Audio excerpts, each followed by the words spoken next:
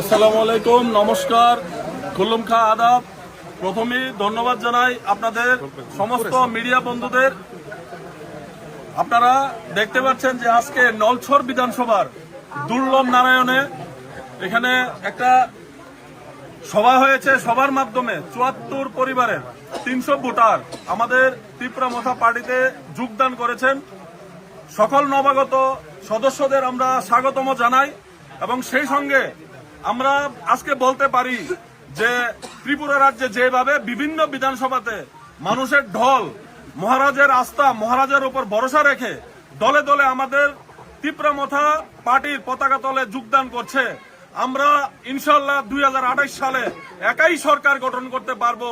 আমাদেরকে কোনো অ্যালায়েন্স পার্টনারের দরকার হবে না।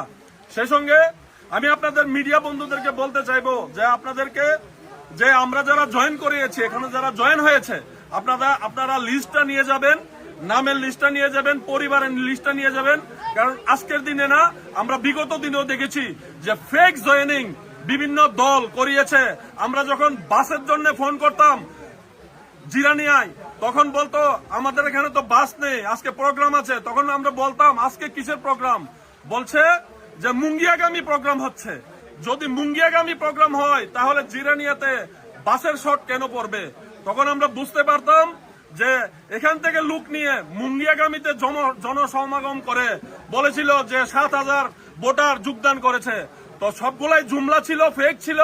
আজকের দিনে আপনার এডিসিতে ভোটের মাধ্যমে জনগণ রায় দিয়েছে এবং বুঝতে পেরেছে যে জুমলা জয়েনিং ছিল, যে কারণে ২৮-এ আমরা ২৪টাতে মানুষ মন খুলে ভোট দিয়েছিল, জয়যুক্ত করিয়েছিল এবং সেই জয়ের অব্যাহত থাকবে ২০২৮ সহ সামনের বিসি ইলেকশন পর্যন্ত।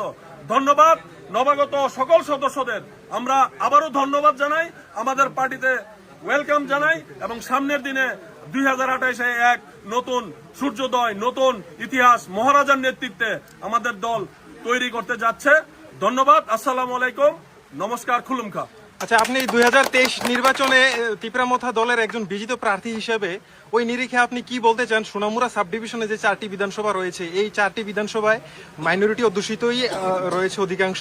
সেক্ষেত্রে আপনি কি বলতে চান যে ২৮ নির্বাচনে যেই ফলাফলটা হতে পারে, সেই চিত্রটা কি হতে পারে আপনার অভিজ্ঞতার নিরিখে বলতে? দেখুন, আপনারা মিডিয়া বন্ধুরা সবসময় সোশ্যাল মিডিয়াতে থাকেন, বিভিন্ন খবরের সঙ্গে থাকেন। আজকের দিনে বলুন তো যে ত্রিপুরা রাজ্যে প্রত্যেকটা বিধানসভায় প্রত্যেক দিন প্রতিনিয়ত কার পতাকা তলে আসছে, কার প্রতি রাজ্যের মানুষ আস্থা দেখাচ্ছে। বিভিন্ন সময় প্রত্যেক দিন দেখবেন দলে দলে আমাদের পার্টিতে যোগদান করছে।